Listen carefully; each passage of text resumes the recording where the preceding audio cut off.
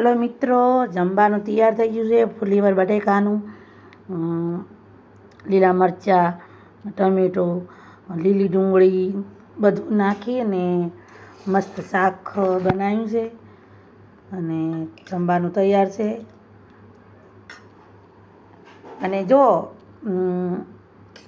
સ્ટીલનું cooker બધા લોકો કહેતા હોય કે અંદર દાઝી જાય ખાવા, તો આપણે સ્ટીલનું કુકર ઉપયોગ કરવા માંડ્યા હો અને કાંઈ દાઝતું નથી સ્ટીલના કુકરમાં.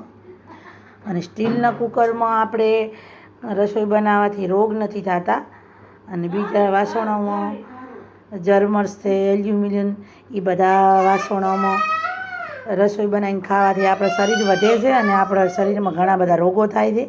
અને આપણે બીજા સ્ટીલનું વાસણ નથી વાપરતા કે શાકમાં દાજ પડી જાય, તો શાકમાં દાજ કોઈ પડતો નથી. અને જો મારું કુકર સ્ટીલનું જ છે, મેં હમણાં જ નવું લાવ્યું છે, મેં પણ પહેલી વાર ઉપયોગ કર્યો છે. અંદરથી જો સ્ટીલ જ છે.